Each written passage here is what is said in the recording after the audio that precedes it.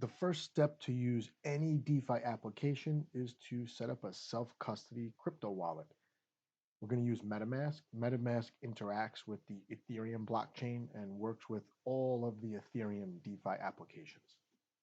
I'm here at metamask.io and I'm going to install Metamask for Chrome. It does work with other browsers. I've only ever used it for Chrome and it works nicely. Since Metamask is a self-custody wallet, it means you and only you have control over your funds. Metamask will allow you to buy, store, send, or swap digital tokens and other assets like NFTs. So let's get started. The first screen is a new to MetaMask screen. It gives you two options. If you're new to MetaMask, it says this will create a new wallet and a secret recovery phrase. New wallet means it's a unique wallet. Or you could answer no, I already have a secret recovery phrase. I'm going to create a new wallet. We'll talk about the secret recovery phrase in a little bit. The next screen gives us some information about data and what MetaMask collects and doesn't collect. Is a password screen. The password is only to unlock the wallet from your computer. It's different than the secret recovery phrase. The next screen is a little video about securing your wallet. I definitely recommend watching this video when you set up your MetaMask wallet for the first time. The video will basically emphasize the importance of the secret recovery phrase. Sometimes this is known as the seed phrase. It's used to generate your unique wallet. This means that you could regenerate your wallet on any device. You could also use the seed phrase to import your wallet onto multiple devices. I like to have my wallet available on phone, desktop, computer, Chromebook. The flip side to this is that anyone who somehow obtains your secret recovery phrase will be able to generate your exact wallet onto their device, and they will have complete access and control over your funds. Self-custody means self-custody. You are responsible for securing your own funds. There's nothing MetaMask or anyone else will be able to do if your secret recovery phrase is obtained by someone else. On the screen, they're going to bring me to the secret recovery phrase. Again, this is a unique combination of words. They recommend writing it down on paper, storing it in 2 or 3 different locations. I definitely do not recommend storing it on your computer. You never know what can happen if it's on a Google shared doc or even on your desktop. I'm going to save this in a notepad here. This is just for the purpose of the video. I would never do this. And you'll see my words here. They're in a specific order. The next screen is going to force me to enter the words in that exact order as a test that I have written it down. So let's do that. So I have notice, gentle, harsh, punch, notice, gentle, harsh, punch, Congress, asset, dilemma, illegal. And then the last 4, token, young, advance, collect. Token, young, I'm going to put it in the wrong order just so you can see what happens. Does not let me confirm the wallet. I flip-flopped the last 2 words. So I have to fix it. Oh, did I make a bigger mistake? Oh, that's it. So now that the words are in the correct order, I'll confirm, and they're going to generate my wallet. Congratulations. I now have my seed words written down. And I can't stress enough that one of the most important things about DeFi is that there is no central authority like a bank to reverse errant transactions, help you recover your wallet, deal with identity theft. There's nothing like that. So even MetaMask has no way to help you. Yes, there is a support for MetaMask, and that's mainly to make sure the software is running, right? But you're just using their software to interact with the Ethereum blockchain. Make sure you secure your secret recovery phrase unless you want to take a huge chance that your device gets damaged or your wallet can get used by somebody else. All right, now we have a wallet. Here's a QR code where you can quickly put this onto your phone. This is what the interface of the wallet looks like.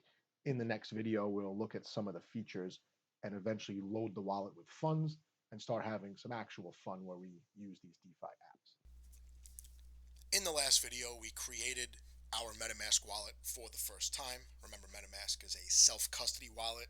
We learned about the secret recovery phrase and why it's important to secure this and keep the wallet private.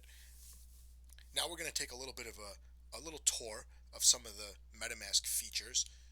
And again, I pinned MetaMask up here, easy to access. And when you open MetaMask, that's what it looks like. It overlays whatever website you're on. This is opening MetaMask is how you're going to sign in to all these DeFi platforms. So it will overlay here. I want to look at this in a full screen, so let's expand the view. So this is what it looks like. You can see it has my account here. It's showing a default currency as ETH or Ether, and these are just buttons to use the wallet. Up top, where it says account number 1, is your public address. You can't see the whole thing, it's abbreviated here, but if I copy this to a clipboard, I can drop it into my same notepad where I saved my seed words. You can see that Ethereum addresses start with 0x, and there's a long string of numbers and letters. This is like your email address. If somebody wanted to send you an email, you just share your email address, and then they could punch it into the 2 and send you whatever they want, right? Well, your public address can be shared the same way. You would just copy and paste it, or you could use a QR code. The wallet default, like I said, is to list ETH as a token that you could hold in your wallet. This is because ETH is required for all transactions on the Ethereum blockchain. It pays the gas fees, right? These gas fees are basically the cost of the computing power necessary to transact on the Ethereum network. The gas fees have a fixed component, a variable component. They change drastically depending on network congestion, so you will need to keep ETH in your wallet if you plan on doing any transacting. ETH is not the only token you can keep in your wallet. There are hundreds, so we can import tokens right here. Any token that's not shown but is an Ethereum compatible token, you'll just click import, right? And now you could search it up. So I'm going to, I don't know, maybe I'm a social media person and I want to get tipped in BAT, right? Basic attention token. I would add it here, click import tokens, and this is it, right? It shows up in my wallet. Let's see, there's another Ethereum token. Let's do Link, right? Link is a popular Ethereum token, and we'll import it, and there it is. If I want to get rid of one of these, let's get rid of BAT. I would click on it, up here these 3 dots, and I could hide BAT, right? Now I'm just down to ETH and Link. Now you saw that I have 2 accounts. Well, I added this account already. It doesn't come with 2 accounts. This account's going to have a different public address, and I'll save that here just so you can compare. A lot of wallets now, you'll have multiple public addresses. I'm going to rename this my DeFi wallet. So let's go to account details, and here's I'll call this DeFi wallet. This will be the wallet that I use to access DeFi applications. I could have this QR code scanned by somebody else to pay me. But now I'm in my DeFi wallet and I'm starting from scratch, right? I don't have Chainlink here. I just have ETH. This is the default setting. I'm going to import some tokens. Well, probably going to use Uniswap, right? Uniswap is a popular Ethereum DeFi platform. I'll put that in my wallet. That's useful. Another one that we're going to use, lesser known, is Refinance. I'll add that one. And it gives me flexibility to whatever tokens I want to see in my wallet. I could put them there even if I have 0 balance, by the way. Even if I have 0 balance. So adding tokens, adding accounts, this is a very versatile wallet. There's another feature I want to show you, and you go into settings here, and I can have a contact list, right? I could add my contacts here. I could put the person's name, right? My friend, and I'm gonna, I'll put this is my own address, but maybe I'll just change the last number, right? Oh, this is an invalid address. It's letting me add my own address, but normally I would put my friend's Ethereum public address here. I could save that. And now I got friend. Anytime I want to send friend money, I would just click this, copy the address. I could go back into my wallet here and send them money. How much do I want to send? I'll send. He's a good friend. Let's send 70 ETH. Yeah, it's only $250,000, but I don't have that in my wallet. It's not going to let me do that. But you could see that this is easy. It would definitely pay to use this contact list because it would minimize errors. You'll be able to transact smoothly. Anyone you transact with frequently should be included here, right? And it doesn't have to be a person. It could just be an address, right? You might not be necessarily sending a person money. It could be, you could be paying for something. Who knows? Now, besides having ETH as the default currency in your wallet, this is the symbol for ETH, by the way, Ethereum mainnet is the default network. There are other networks. They're all test networks, though. I'm not a developer. I don't care about the test networks very much. I'm just happy that they work. So Ethereum mainnet is the default. That's what we're going to be interested in for the majority of this course. But it is possible to add other networks, right? I could add, believe it or not, the Binance Smart Chain. Binance has a whole slew of DeFi applications that are definitely worth using, but we'll get into that in a later lesson. We will add the Binance Smart Chain to the MetaMask wallet. And again, it shows you how flexible, how versatile this wallet is. Can't do much without funds, so in the next video I'm going to demonstrate loading the wallet with funds, and we'll learn how to receive funds as well. Alright, so this is the third video for the MetaMask unit. I'm going to get into my MetaMask wallet. I'm using a different wallet than the one I used to demonstrate the creation of the wallet and the tour of the wallet, just because those seed phrases, that secret recovery phrase, is now out there, and I don't want anyone to have access to my funds. So I'm going to show you how to load this wallet with funds. There's a couple of different ways. The main purpose of the wallet overall is to hold digital assets, right? Mainly tokens, which are required for various DeFi applications related to Ethereum. So, as I mentioned earlier, we always need to keep some ETH in the wallet to pay gas fees. This is not true for receiving funds, but to do transactions yourself using the wallet, you do need some ETH, right? But we could potentially hold hundreds of other tokens at the same time, right? So the digital assets that work on the Ethereum blockchain, they're known as ERC20 tokens.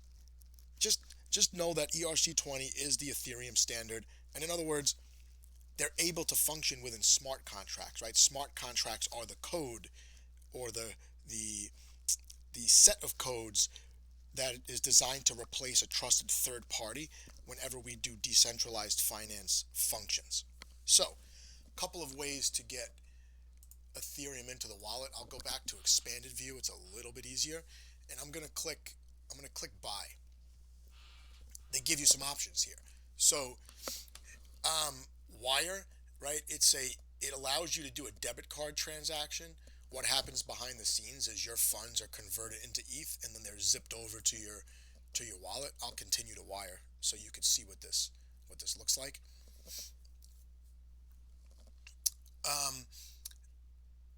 It says up here, my purchase is limited to $1,000.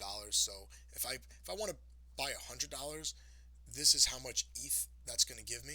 It's about 0.026 Ether.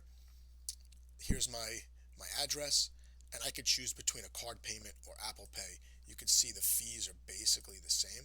Let's see if I change this to $500. Let's see. Well, the transaction fee now goes to $15. The network fee stays at $6.84. This is one of the negatives of using some kind of company to transact, right? They're going to charge you an arm and a leg to serve as the on-ramp into crypto. So for a $500 transaction, not only am I getting a terrible exchange rate here, I should get about 10% more ETH for my $500. I'm going to have to pay like $22 in fees, right? So I can click this. By the way, Apple Pay would be roughly the same thing, right? Now let's look at this other service called Transact, right? Transact supports debit card, it says, bank transfers. It's available in 59 countries. Let's see if it's available in the United States. And oh look, I've got a couple options here. Let me go to US dollars. The only option's Visa. Again, they're giving me a terrible rate. Might be your only option. Let's see, for $500, it's going to give me, roughly the same as the other option. Well, here's the third option. You could directly deposit Ether into your funds, right? If you have some Ether, the quickest way to get Ether into your new wallet is by direct deposit. So let's see, here's my Ether account. I can copy this, Control C, and then I can go to a exchange or another wallet. I'm going to go to Kraken. Kraken's kind of easy to use. So over here, by the way, this is the funding page, right? I could deposit funds or I could withdraw funds, and these are all the different ones, by the way, that Kraken supports. But the only one I'm interested in is Ethereum. I would click withdraw, right, and put the withdrawal address right here. This is my real Kraken account, by the way. I don't have any Ether in there. And the withdrawal amount is, well, I don't have any, but let's say I wanted to withdraw 500. I would be able to withdraw 500. I would click here for the withdrawal, and then it would take a minimum number of confirmations on the blockchain to finalize this transaction, in which case I would just have to wait a couple seconds, couple minutes, however long it takes. You could do the same thing with Coinbase. All exchanges will allow you to withdraw the funds, although sometimes if they are newly purchased, you might have to wait a minimum of a couple days or a week. But again, you could send yourself money, right? You could send yourself money. I would also mention that somebody else can send you money. If you have a friend that owes you some money, be like, hey, I'm going to give you my address. Send me that $500 you owe me in Ether. And that's how you'll load the wallet. I'm going to load the wallet offline, and then I'll come back and show you what that looks like. I was able to load my wallet. I set myself about $585 worth of ETH. It's 0.1625 Ether. You can see that the price has changed a little bit since then. The prices will always fluctuate in terms of US dollars. But the method that I chose involved swapping out some tokens for US dollars, buying some ETH, and then sending it to myself. I started out with $600, and due to some of the transaction fees and the fluctuations in price, I'm down to 576. But you could see my balances down here. Compare that with Link token, which I have none, and DAI, which is a stable coin. Again, I have none. If I go to this part of the wallet here where it says activity, I can see my transaction history. So, details of the transaction. This is some information about it. Gives me the gas price. It shows me what I sent. So it looks like I sent, at the time, it was $588.54. If I wanted to click here on this arrow here, it says view on Etherscan. This Etherscan is a website that basically gives a visual of the Ethereum blockchain and all the transactions on it. This is a page specifically for my transaction. This has the transaction hash, the status of the transaction, it was a success, tells me what block it was included, who it came from, where it went, and you can see that this address here, this public address, is a Coinbase address. So all the information is posted to the blockchain, and if you really wanted to get into it, you could learn what all of these things mean. But in general, the most important thing is that the transaction was a success. Anyway, it might seem like setting up a wallet, loading it with funds is a bit of a process. The first time you do anything in decentralized finance, it will definitely be a process. Sometimes it'll take you days. The first time you experiment with something on a DeFi platform, and the second time you go and do it, it will take a couple of minutes. Now, even though it was a little bit of a process the first time, we went over quite a few important concepts. The first one being that Metamask is a self-custody wallet. We learned the importance of a secret recovery phrase. Once we took a tour of Metamask, we talked about public keys and private keys. And then when we were loading or receiving funds, we talked about the ERC20 token standard that makes the tokens compatible to use on the Ethereum blockchain.